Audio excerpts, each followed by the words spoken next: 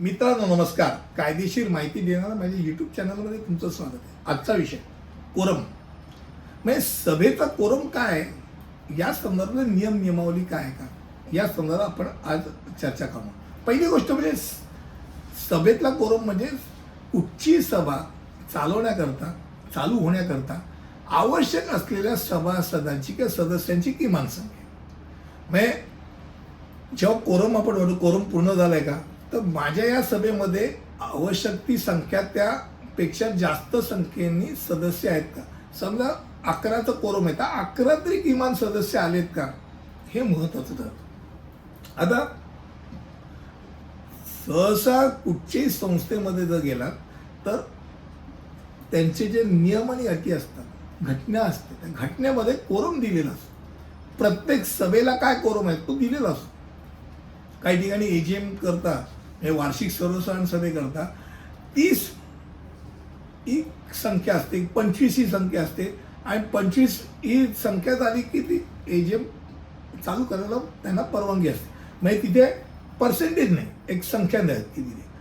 पण खास करून कोरम का वापरला जातो हे महत्त्वाचं रिझन आहे की कोरम प्रोटोकॉलचा एक भाग आहे.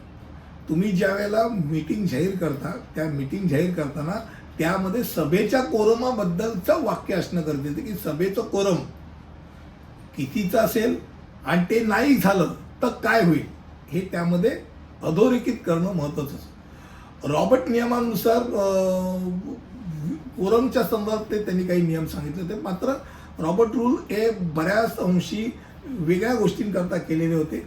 आपल्याकडे सोसायटी ॲक्ट किंवा पब्लिक ट्रस्ट ॲक्ट या गोष्टीच्या अंडर त्या संस्था असतात, त्यामध्ये त्याचे नियम दिलेले आहेत. पण कोरम न करता समजा सभा सुरू केली कोरम नसताना, तर ती सभा रद्द होऊ शकते, हे डोक्यात राहू दे. त्यामुळे कोरम हा फार महत्त्वाचा विषय ठरतो.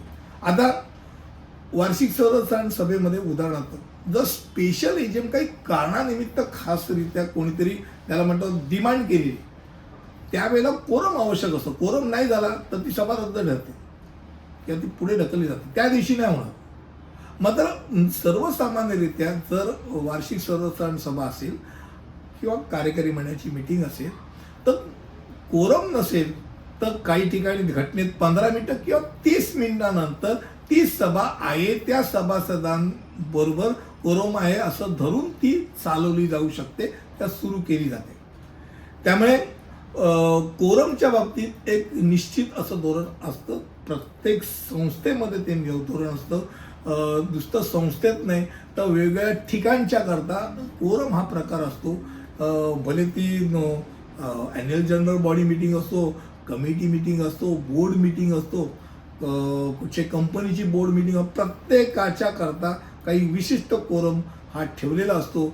आपण नेहमी कोरम हा शब्द आपल्याला ऐकू येतो, आणि कोरम म्हणजे काय तर बाबा आवश्यक ती संख्या सभा सुरू करण्याकरता, एवढं डोक्यात राहू द्या.